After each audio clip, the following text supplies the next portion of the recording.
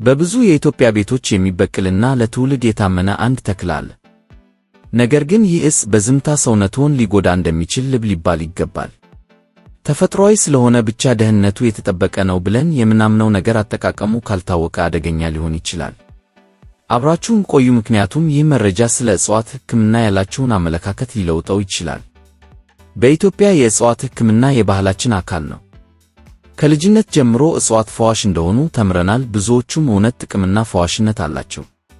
ግን የምንዘነጋው እውነት አለ። ተፈጥሯዊ ማለት ሁልጊዜ ደህንነቱ የተጠበቀ ማለት አይደለም። ውሃ እንኳን ሲበዛ ይጎዳል። ታዲያ ንቁ ኬሚካል የያዘ ተክል ምን ሊያደርግ እንደሚችል ማሰብ ያስፈልጋል። ይህ ተክል ጤና አዳም ይባላል። ለሆድ ህመም፣ ለጉንፋንና ለራስ ምታት በስፋት እንጠቀመዋለን። ኃይለኛ መዓዛውና መራራ ጣዕሙ ከፈዋሽነት ጋር ይያያዛል። ነገር ግን ከዚህ ጀርባ ድብቅ አደጋ አለ። ጤና አዳም ጠንካራ የኬሚካል ውህዶችን ይዟል። መጠኑ ሲበዛ ወይም አዘገጃጀቱ ሲሳሳት እነዚህ ውህዶች መርዛማ ይሆናሉ። ጨጓራን ሊያቆስሉ፣ የነርቭ ሥርዓትን ሊነኩ፣ አልፎ ተርፎም በጊዜ ሂደት ጉበትና ኩላሊትን ሊጎዱ ይችላሉ። ይህ ነው እንግዲህ አደጋው የሚጀምርበት ቦታ። ተክል ስለሆነ ብቻ የፈለግኩትን ያህል እወስዳለሁ ማለት ስህተት ነው።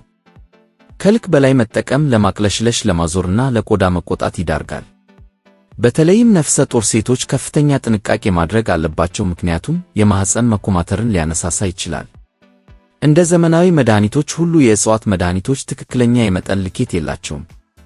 የተክሉ ጥንካሬ እንደ አፈሩና አዘገጃጀቱ ይለያያል። ዛሬ የጠጡት ሲኒ ነገ ከሚጠጡት ጋር የተለየ ሊሆን ይችላል። ይህ የማይገመት ሁኔታ ነው አጠቃቀሙን አደገኛ የሚያደርገው። እጽዋትን መፍራት ሳይሆን ማክበር አለብዎት።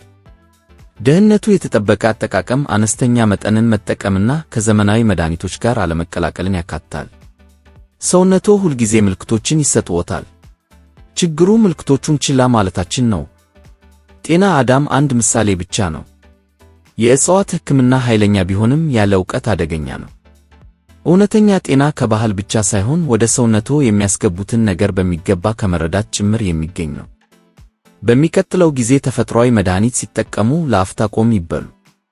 ምክንያቱም በፈውስና በጉዳት መካከል ያለው ልዩነት ጥቂት መጠን ብቻ ሊሆን ይችላል።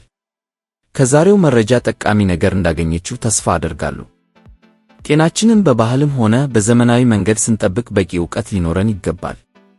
ይህ ቪዲዮ ከጠቀማችሁ ለወዳጅ ዘመዶ በማጋራት የበኩላችሁን ተወጡ።